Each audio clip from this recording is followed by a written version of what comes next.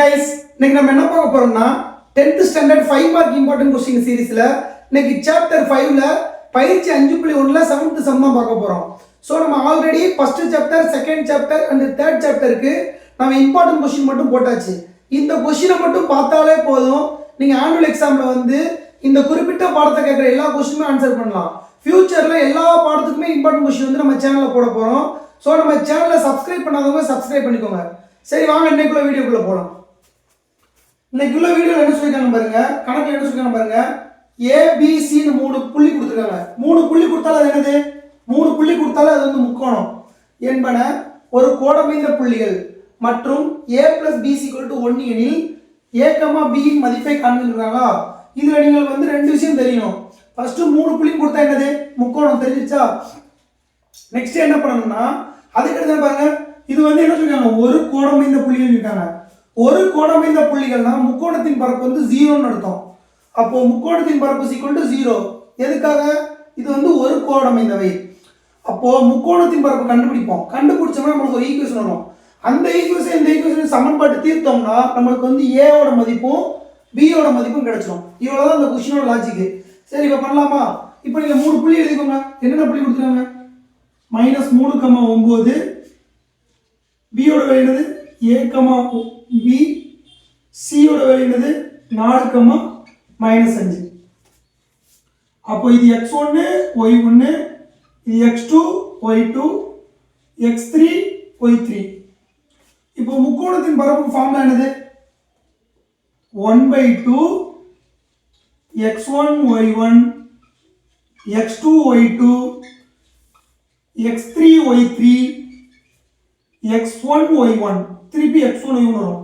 அதே நாற்கரம்னா x4 y4 வந்து திருப்பி x1 y1 வரும். = முக்கோணத்தின் பரப்பு என்னது? 0 ன்னு தெரிஞ்சா இப்போ நம்ம இந்த வேல்யூலாம் அந்த சமன்பாடுல போடுங்க பார்ப்போம். 1/2 x1 y1 வேல்யூ என்னது? -3, 9. இதுல A, B.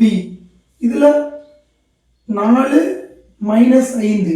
திருப்பி நம்ம என்ன செய்யணும்? x1 y1 தான். அப்ப அது அப்படியே எழுதுங்க. -3, 9. இப்படி போட்டு இதோட பரப்பு என்னது? 0. எழுதியாச்சா? நெக்ஸ்ட் இந்த 1/2 அந்த பக்கம் கொண்டு போங்க. இது என்ன பண்ணணும்? இப்படி மல்டிப்ளை பண்ணுமா? மல்டிப்ளை பண்ணுங்க பார்ப்போம். -3 × B -3B. அடுத்து A × 5 -5 -5A. 4 × 9 36. சரியாச்சா? நடுவுல என்ன பண்ணோம்? மைனஸ் ரூம்ல மைனஸ் போட்டுக்கோங்க. இப்போ இப்படி பெருக்குங்க பார்ப்போம். 9 × A, B × 4, 5 × 3. 9 × A 9A × A 9A plus B × 4 4B. Minus minus என்ன ஆகும்? பிளஸ்ஸா மாறும். I 3 15. C = இப்போ இங்க வகுத்தல் 2 கண்டுபிடிக்கும் என்ன ஆகும்? பெருக்கல் 2 மாறுமா? அப்போ 0 × 2 ன்னு வரும். ஓகேவா? இப்போ நெக்ஸ்ட் என்ன பண்ணனும்? இந்த இத அப்படியே வச்சுக்கோங்க. இந்த மைனஸ் உள்ள பெருக்கங்க பார்ப்போம். அப்போ ஃபர்ஸ்ட் இது என்ன வரும்? -3B -5A +36. அடுத்து minus × plus minus -9A minus × plus minus 4B minus × plus minus -15. = Answer 0 × 2 0. முடிஞ்சா? இப்போ A வல ஃபர்ஸ்ட் பாருங்க. -5 இங்க -9. 9 5 எத்தனை? 14. அப்போ -14A. புரிஞ்சா? நெக்ஸ்ட் B பாருங்க. இங்க -3 இருக்கு, இங்க -4 இருக்கு. அப்போ -3 -4 எத்தனை? -7B. நெக்ஸ்ட் 36ல 15 போனா எத்தனை? 15 25 35 21 பிளஸ் 21 = 0. இப்போ இத சிம்பிளிஃபை பண்ணுங்க. இது என்ன பண்ணலாம்? நமக்கு AB தான் பிளஸ்ல இருக்கணும். ஆனா இது வந்து பிளஸ்ல இருக்கு. அப்ப என்ன பண்ணனும்? இந்த எல்லாத்தையும் இங்க கொண்டு போயிருங்க. அப்போ 21 = 14A plus 7B. ஏன்னா அந்த மைனஸ் வந்து அங்க இருக்குமே என்ன ஆகும்? பிளஸ்ல மாறும்ல. இப்போ நெக்ஸ்ட் என்ன பண்ணனும்? ஆர்டர் எழுத பார்ப்போம். 14A plus 7B = 21. இது எல்லாத்துலயுமே எது வந்து பொதுவா இருக்குது? 7ஆம் நம்பர் பொதுவா இருக்கு. அப்ப 7ஆல வகுங்க பார்ப்போம். 14/7a 7ஆல் வகுக்க. ஓகேவா? 14/7 into a plus 7/7b equal to 21/7. அப்போ ஓரே ஈரேலா 14 7க்கு 7 கடிப்போம். ஓரே 7 3 60. அப்போ ஆன்சர் என்னது? 2a plus b equal to 3. இப்போ இது ஒரு ஈக்குவேஷனா? உங்களுக்கு கணக்குல ஒரு ஈக்குவேஷன் கொடுத்துருக்காங்களா? a plus b equal to 1.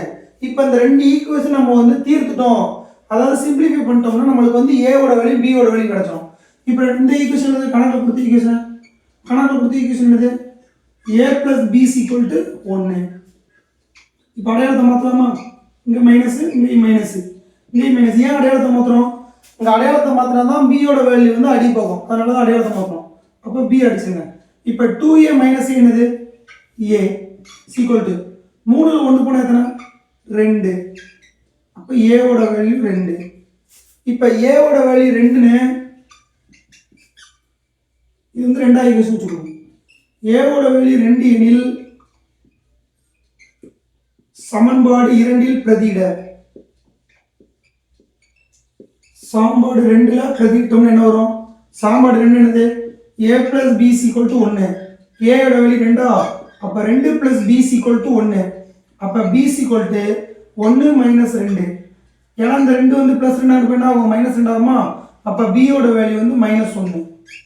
இப்போ ab ஓட வேல்யூ என்னது? a ஓட வேல்யூ வந்து 2, b ஓட வேல்யூ வந்து -1. இப்படி போட்டு முடிச்சிட்டோம்னா இந்த கணக்கு முடிஞ்சுச்சு.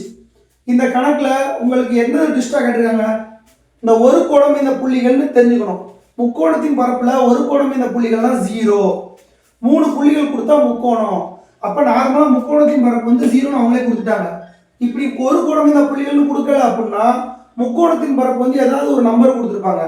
அப்படி ஒரு முக்கோணம் ஒரு புள்ளி கொடுத்து வெறும் ஒரு கோணம் இந்த புள்ளிகள் சொன்னாங்கன்னா அந்த முக்கோணத்தோட பரப்பு வந்து 0ன்னு அர்த்தம். புரிஞ்சா? அவ்வளவுதான் கைஸ். தேங்க்யூ ஃபார் வாட்சிங். தேங்க்யூ.